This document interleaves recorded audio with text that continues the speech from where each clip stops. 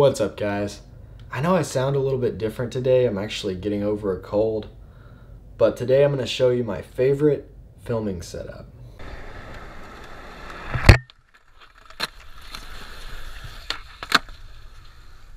So basically all I did was attach a handle to the Zhiyun crane. I really like this handle because it's got knobs, so it's very easy to attach. You can use any camera handle.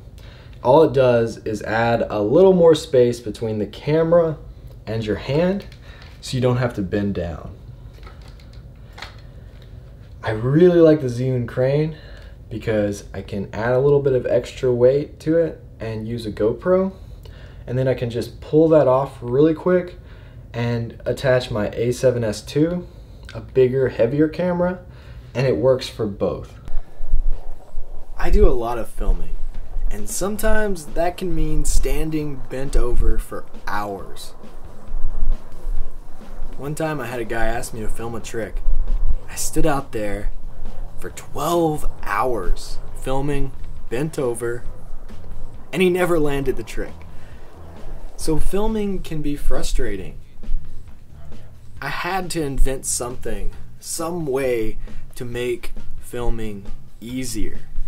I had gimbals, but they're just not long enough. I still have to bend over, and it's still really hard on my back and my body to film that long. This is my friend David Watts. He's one of my favorite people to film because he's so good and so consistent. I really enjoy watching David skate. So a big shout out to David Watts and Fortress Skateboards. But I've had other people that I've filmed for that were trying tricks that I just knew they weren't ready for. So sometimes when you're out filming, you have to know when to encourage the person that's skating and when to let them know that they're just not even getting close to landing the trick. But filming skateboarding is a lot of fun. I enjoy it almost as much as skateboarding. So this is a clip somebody filmed of me while they were running. So they're holding the gimbal with the handle and actually running in front of me. That's another cool thing about a gimbal, especially if you have a really wide angle lens like a fisheye. You can actually run with it. You don't have to skate with the other person, so if you need to go up a ledge and down a ledge or downstairs, you can still do that without being on a skateboard and still get really smooth footage. So if the filmer for this clip was on a skateboard instead of just running, they would have to ollie up the ledge and keep the camera smooth while watching me and filming the trick.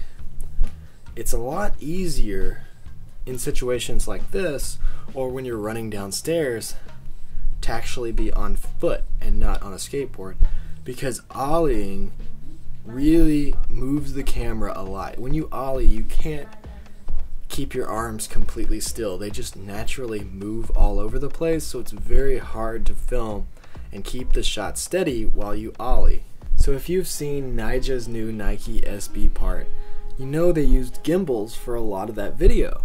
A lot of times they're running downstairs or running through grass. All those shots are done with a gimbal. But I've never actually seen anyone attach a handle on top of a gimbal to make the gimbal longer so they don't have to bend down. You can actually see the gimbal that they're using in a lot of those shots. A lot of times they couldn't really get their shadow out of the shot, so you can see this big Ronin gimbal in the shadows. I try to keep my shadow out of the clips because it kind of takes you out of the skateboarding. When you don't see the shadow, you feel like you're there. You feel like you're skating with the person, but when you start to see the shadows, you start to think about how this video was filmed, and it just takes you out for some reason. But sometimes you just can't avoid getting your shadow in the clip when you're trying to follow somebody and make sure you get all their tricks. So the handle on its own is actually used for stability as well. The handle uses gravity to make the camera more stable. The camera is heavy and it's on the bottom, and you hold the top and it just kind of keeps it stable with gravity. The gimbal uses motors to keep the camera stable. So I feel like when you add the handle on top, it actually adds more stability to the gimbal. It's like a stabilizer on top of a stabilizer. If you're gonna make skateboarding videos with other people, you have to be patient.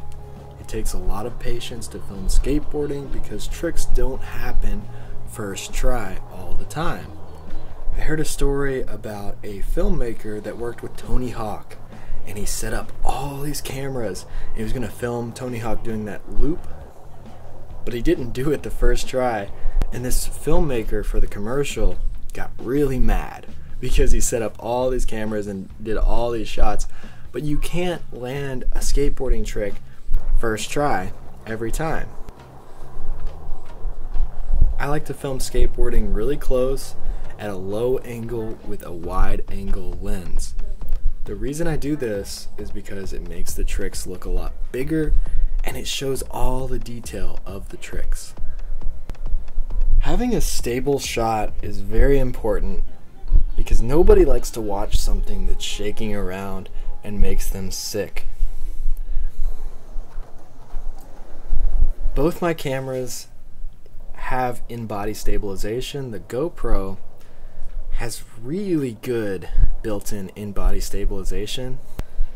It's actually easier to stabilize a really small sensor than it is to stabilize a big full-frame sensor. I'm sorry if my breathing sounds like Darth Vader in this video because I'm sick.